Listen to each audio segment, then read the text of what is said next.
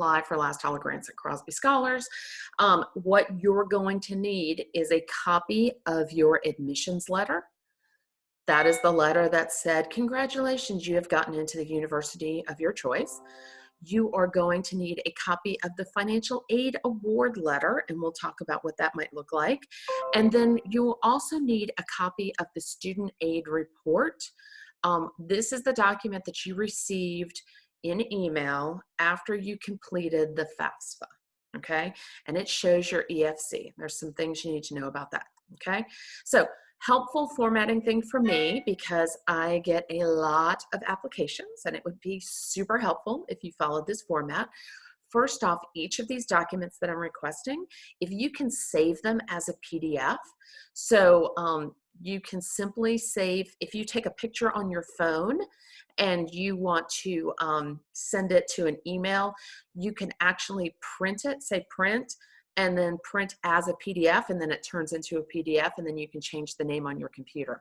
So if you'll save it as a PDF, that would be super helpful. Also, if you will name it your last name, comma, first name, and then the name of the document. So for instance, if my son was doing this, it would be Jameson, comma, John, student aid report. So this is just, honestly, it's selfish for me, but I have so many requests and I am only one person, and I am processing all of them along with our executive director, Suzanne Wegmiller, for committee review. So it would be a super help for us to have these formats. You then want to log into your portal and update your contact information, because when you go to apply, you will need to make sure that everything is correct in our portal. And in the last dollar application, it gets a little quirky.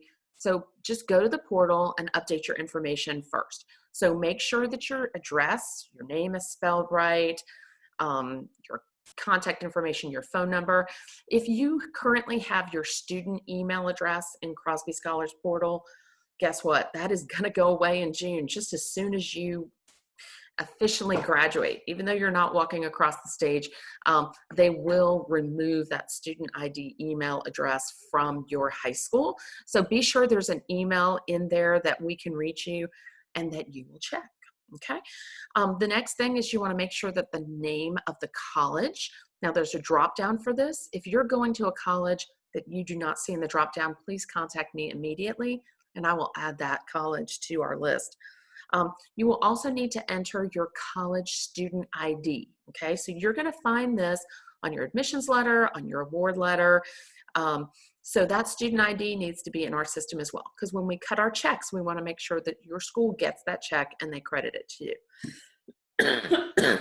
Excuse me. The next thing you want to do is make sure you have your college email address available.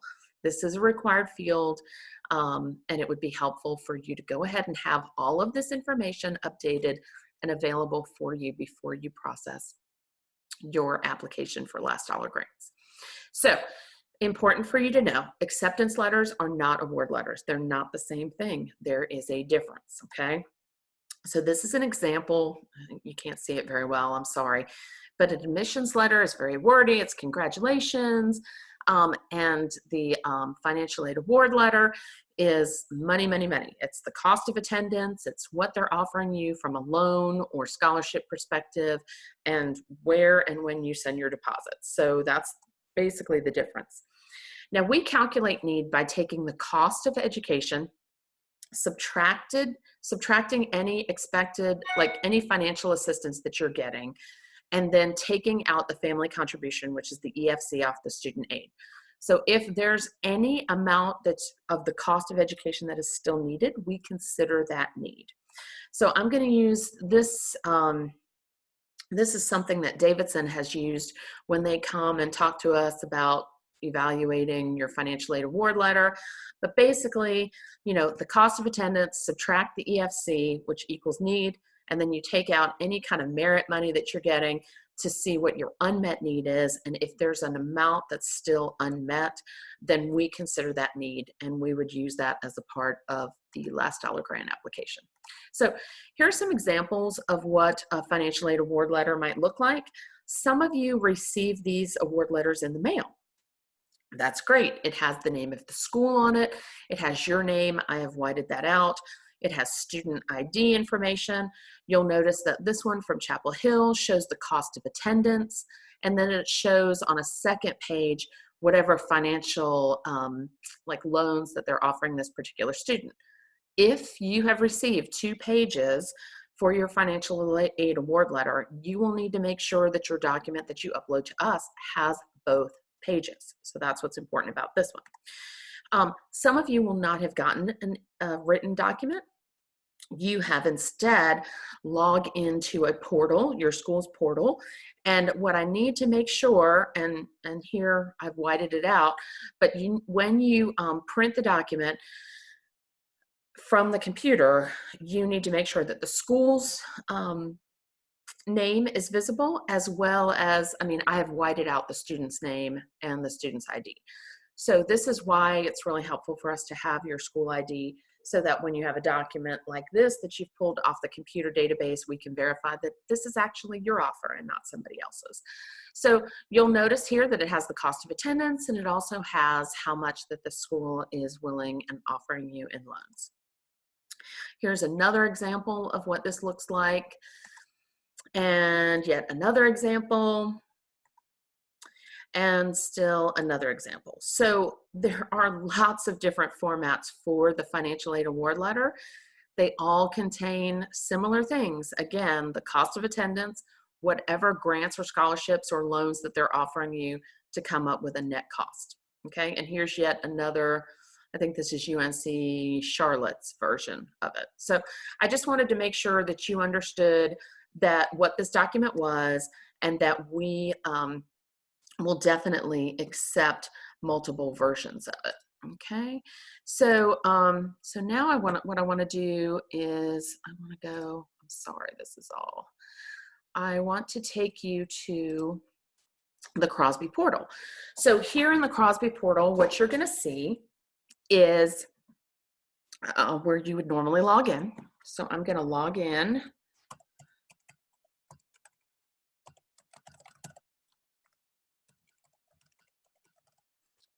And put in your password.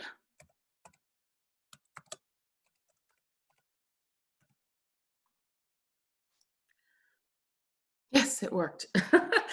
Okay, so so basically this is my son's test account. He will not have seen all these red dots. If you completed the senior program, most of these are gone. So anyway, what's really important about this is that you're going to go to college funding. That's where you're going to see the last dollar grant application. So click on last dollar grant application. And then it says you have not yet applied. Okay. If you had already started the application and needed to go back and change it, you would see another button here. But for our purposes, we have not started this yet. So we want to apply for last dollar grants.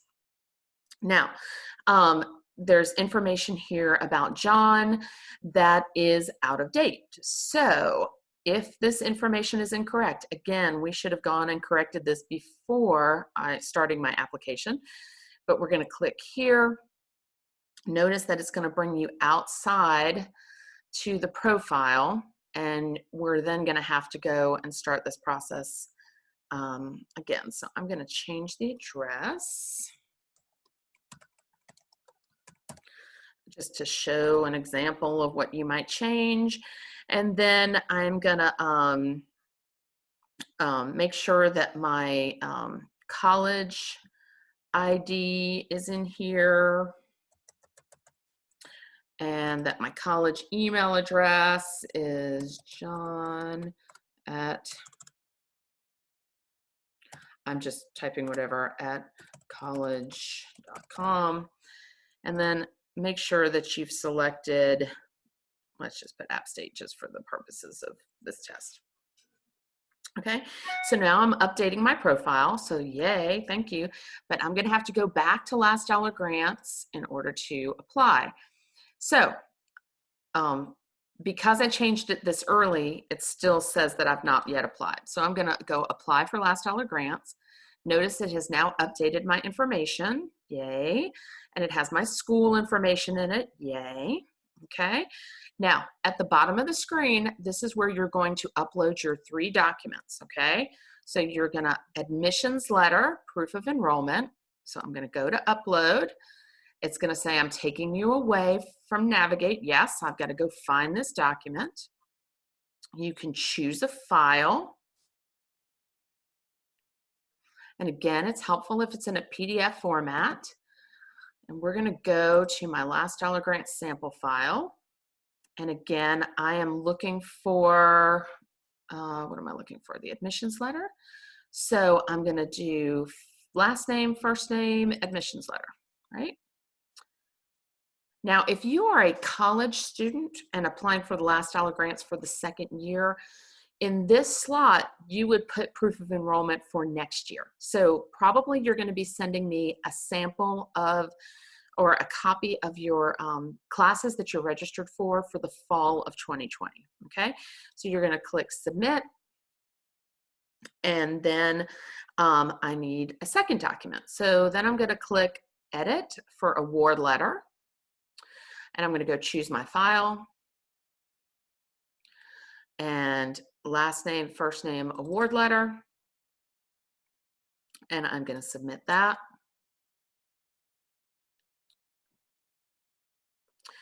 And then I still need one more document, and it's the student aid report. So I'm gonna go to edit, I'm gonna go to choose file, and I'm gonna go to last name, first name, student aid report. Okay, so I'm gonna submit this. All right, now it says, once uploading all your documents, you must go back to the LDG application and click submit for your application to be processed. So what is happening here is the system is taking you out of the application when you've updated your documents. So if you don't go back in and press submit, you're not done, okay? That's really important, okay? So I'm gonna go to last dollar grant status,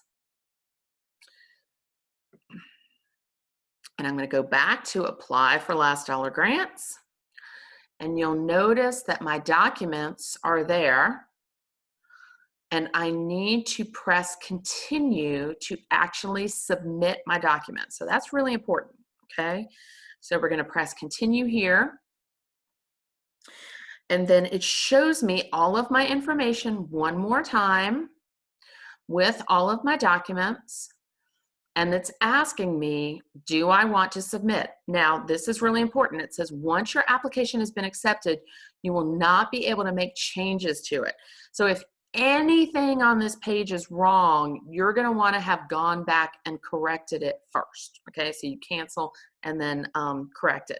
But if it's all correct, you've gotten what you're supposed to, then you would press submit, and then you would have a green tab here that says your application has been submitted successfully, okay? So yay. While you're waiting for us to review your documents, you can go to view application to see your status. So that's really how this works in our system, okay? Now, the one thing that I wanted to point out to you when looking at the student aid report, because this is another thing that students miss when they're turning in their application documents.